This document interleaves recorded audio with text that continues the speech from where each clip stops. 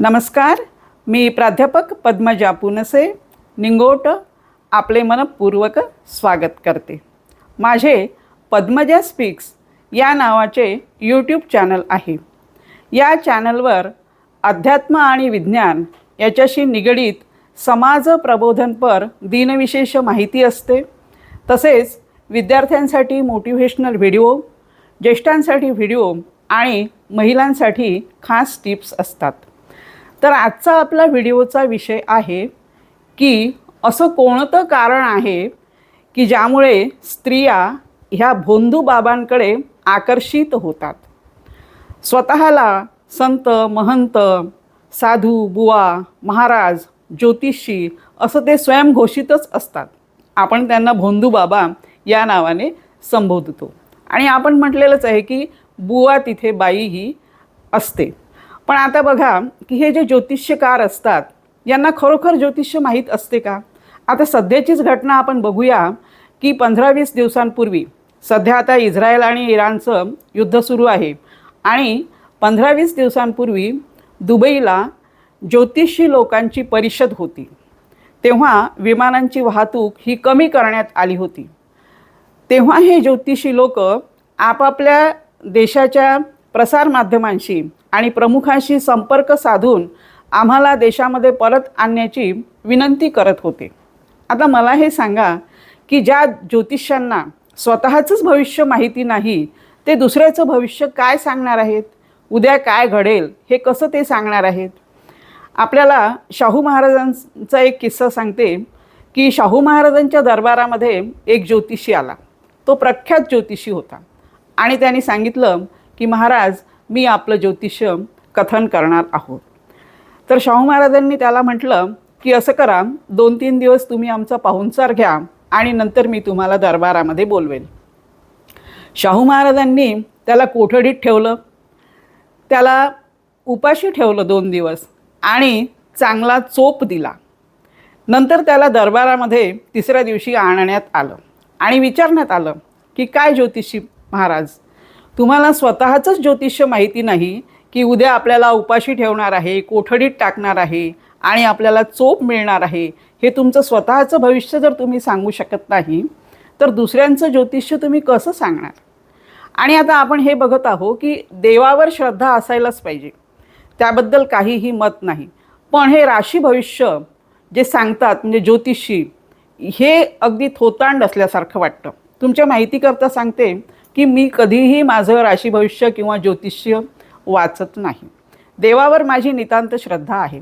आता बघा, आपण जेव्हा मंदिरात जातो, कोणत्याही मंदिरात तुम्ही जाता, देवाचं असो की देवीचं असो, आपल्याला देवाच्या किंवा देवीच्या मूर्तीला स्पर्श करून दर्शन घेऊ दिलं जात नाही.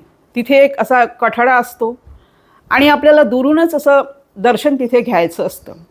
म्हणजे देवाचं दर्शन आपण हे दुरून घेत असतो. आपल्याला तिथे जे पंडित असतात ते खूप घाई करत असतात आणि दुरून आपल्याला दर्शन घ्यायचं असतं. फार 1-2 मंदिरं जर सोडले तिथे तुम्हाला पादुकांना स्पर्श करू देत असेल, पण इतर मंदिरांमध्ये बघा तुम्ही की आपण देवाचं दर्शन हे दुरूनच हात जोडून घेत असतो. आणि आपण दुरून दर्शन घेत असलो तरीही देव आपल्याला पावतो ना. आपण जे देवाकडे मनोभावे मागतो ती आपली मनोकामना देव पूर्ण करतो.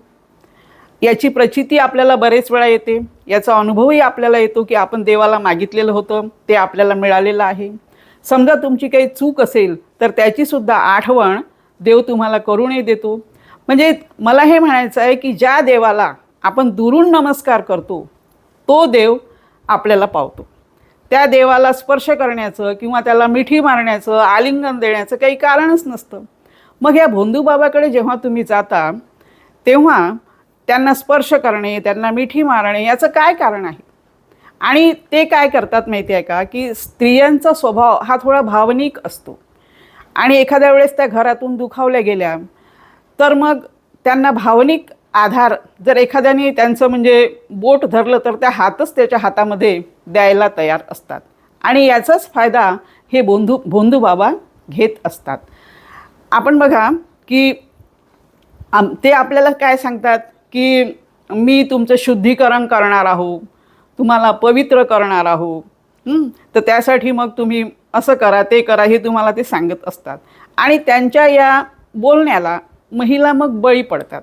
आणि महिलांना कसं थोडंसं जरी भावनिक आधार दिला आणि आपण बघत असतो की आपल्या घरी एखाद्या वेळेस कुणी आलं, एखादा ज्योतिषी टाईप कुणी माणूस सांगणारा, तर ते पहिलं वाक्य त्यांचं काय असतं की तुम्ही या घरासाठी इतकं करता, तुम्ही तुमच्या फॅमिलीसाठी तुमच्या याच्यासाठी एवढं करता, पण तुमची इथे कोणीही दखल घेत नाही. असं एक वाक्य म्हटलं की स्त्री काय होते की भावनिक होऊन जाते. तिला वाटते की खरंच माझी कुणीही दखल घेत नाही, मी सकाळपासून तर संध्याकाळपर्यंत राबते आहे आणि माझी दखल इथे घेतल्या जात नाही. आणि मग असंच ते भोंदूबाबा तुम्हाला इमोशनल करून तुमचे इमोशन्स ते घेऊन घेतात आणि मग आपण त्यांना आपलं अगदी म्हणजे सर्वस्व द्यायलाही स्वतःहून तयार असतो. आणि यामध्ये स्त्रियांचंच शारीरिक आणि आर्थिक नुकसानसुद्धा होत असतं. म्हणून मला सांगा की आता एखाद्या स्त्रीला मुलगा होत नाही आहे, म्हणजे ती निपुत्रिक आहे.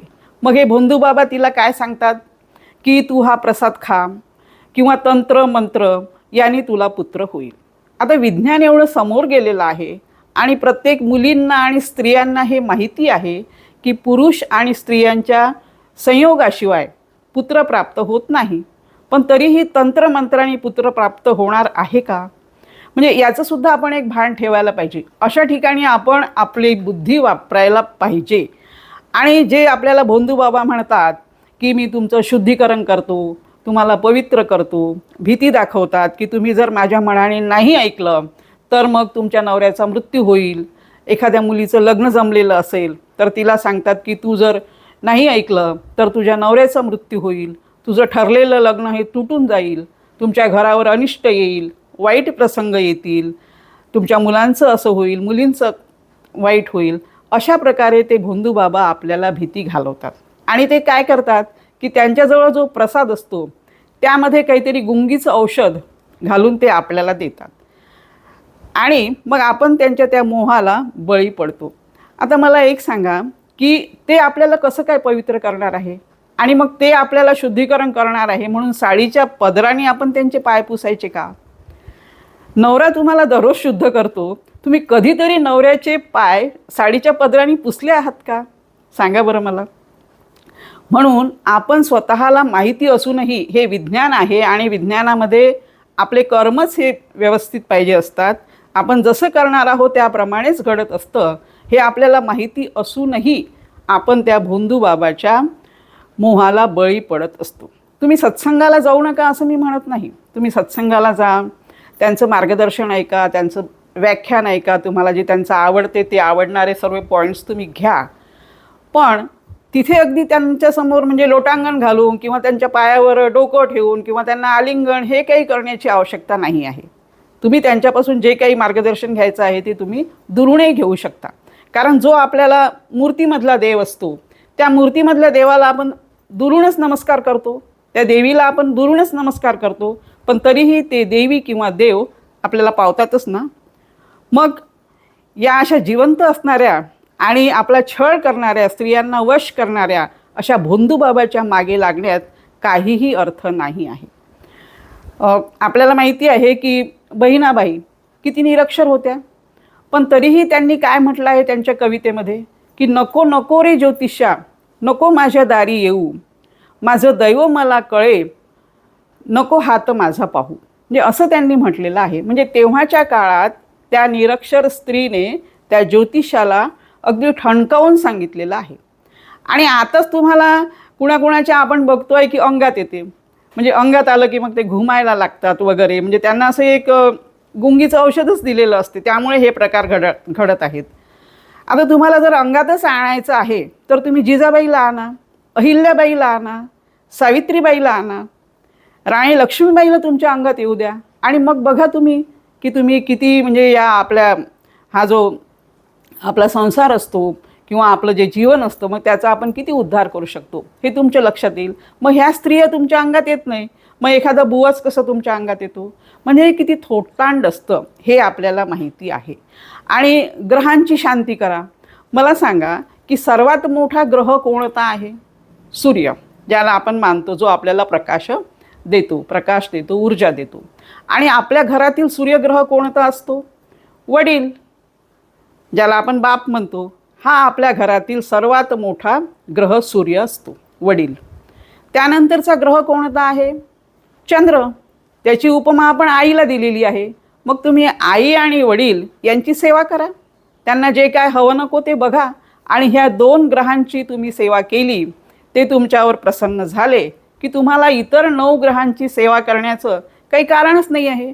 त्यांची शांती करण्याचं तुम्हाला काहीच कारण नाही आहे. मग ते अनेक आपल्याला प्रकार सांगितले जातात, जसं की कालसर्प किंवा नारायण नागबळी वगैरे. तर हे सर्व त्यांचे पैसे तुमच्याकडून घेण्याचं हे त्यांचे कार्य असतात आणि हे माहिती आहे. काही काही स्त्रिया तर एवढ्या बळी पडतात की त्यांच्याकडे पैसे नसेल तर त्या भोंदूबाबाला दागिनेसुद्धा देतात आणि दागिने देऊन त्या त्यांच्या मोहाला बळी पडतात. ते आणि त्यांचं काय असतं की ते फक्त सावच बघत असतात. आज एक स्त्री आहे, तिचं सौंदर्य, तिचा पैसा हा संपला की मग दुसरी स्त्री. आणि त्यांच्याकडे ह्या स्त्रिया अशा का जातात? तर फक्त थोडंसं तुम्हाला भावनिक आधार देतात आणि मग आपलं चांगलं म्हणजे हे घडेल, चांगलं काहीतरी घडेल या मार्गाने आपण त्यांच्याकडे जात असतो. पण असं काहीही तिथे नसतं. स्त्रियांचं प्रमाण हे भोंदूबाबांकडे जाण्याचं सर्वात जास्त आहे. पुरुषांचंही प्रमाण आहे, पण पुरुषांचं अतिशय कमी आहे. काही काही पुरुषही याला बळी पडलेले आहेत की खूप वेळपर्यंत टिकू शकेल किंवा तुम्ही त्याचा खूप उपभोग घेऊ शकाल. तर त्यासाठी त्या भोंदूबाबांनी काय केलेलं आहे की अल्कोहोलमध्ये गुंगी येणारं औषध देऊन ते त्या पुरुषांना द्यायचं आणि मग त्यांना गुंगीमध्ये ठेवायचं. पण पुरुषांचं भोंदूबाबांना बळी पडण्याचं प्रमाण हे अतिशय कमी आहे. मग स्त्रियांचं प्रमाण हे खूप आहे. आणि सुशिक्षित स्त्रिया, तुम्हाला देवाने चांगली बुद्धी दिलेली आहे, तुम्ही शिकलेले आहात, ग्रॅज्युएट आहात, पोस्ट ग्रॅज्युएट आहात आणि इतक्या क्वालिफाईड असूनही ह्या भोंदूबाबाच्या मागे आपण स्वतः लागणं आणि इतरांनाही मग त्यांचे अनुयायी म्हणून तयार करणं हे कितपत योग्य आहे हे तर मला कळतच नाही. म्हणजे हे जर असं चालूच राहिलं आणि आता बघा की असे जसं काही गावोगावी भोंदूबाबा तयार झालेले आहेत प्रत्येक ठिकाणी आणि प्रत्येक ठिकाणी त्यांच्या भोवती म्हणजे महिला त्यांच्या बळी पडत आहे, त्यांच्या मोहाला त्यांना वश करत आहेत. तर हे प्रकार महिलांनीच आपण स्वतः पुढाकार घेऊन, कारण महिला ह्या घराचा कणा असतात आणि महिला स्ट्रॉंग असेल, घरातील स्त्री जर स्ट्रॉंग असेल तर ते घरसुद्धा स्ट्रॉंग राहू शकतं, ते सशक्त राहू शकतं. आणि स्त्री जर मग अशी अंधश्रद्धेच्या मागे लागली तर ते संपूर्ण कुटुंबसुद्धा अंधश्रद्धेच्या मागेच लागतं. सायन्स इतकं पुढे गेलेलं आहे, याला हे जे भोंदूगिरी आहे याला आपण छद्म विज्ञान म्हणतो, सुडो सायन्स. पण सायन्स इतकं समोर गेलेलं आहे की आपल्याला ह्या कोणत्याही भोंदूबाबाच्या, ह्या खोट्या बाबांच्या मागे लागण्याचं काहीही कारण नाही आहे. स्त्रियांनी आपली बुद्धी वापरायला पाहिजे, आपल्याला जे कळतं ते ठामपणे सांगायला पाहिजे आणि पुत्र वगैरे होणं हे फक्त स्त्री पुरुषांचा संयोग असतो हे बाबांना त्या ठणकावून सांगायला पाहिजे. तुम्ही त्यासाठी ट्रीटमेंट घ्या ना, डॉक्टरकडे जा, डॉक्टरकडे अनेक ट्रीटमेंट आहे, तुम्ही घेऊ शकता. पण भोंदूबाबाच्या या मोहाला बळी पडणं आता तरी स्त्रियांनी सोडून द्यायला पाहिजे. कारण त्यामुळे काय होतं की स्त्रियांचंच शारीरिक नुकसान होतं आणि आर्थिकसुद्धा नुकसान होतं. आणि एकदम त्यांच्या मोहाला बळी पडून त्यांना सर्वस्व अर्पण करणाऱ्या ज्या स्त्रिया आहेत त्या तर म्हणजे त्यांनी बुद्धी एकदम गहाण ठेवल्यासारख्या आहेत असंही म्हटलं तरीही चालेल. तर असेच हसत राहा, आनंदी राहा. पुन्हा भेटूया माहितीपूर्ण व्हिडिओसोबत. तोपर्यंत नमस्कार.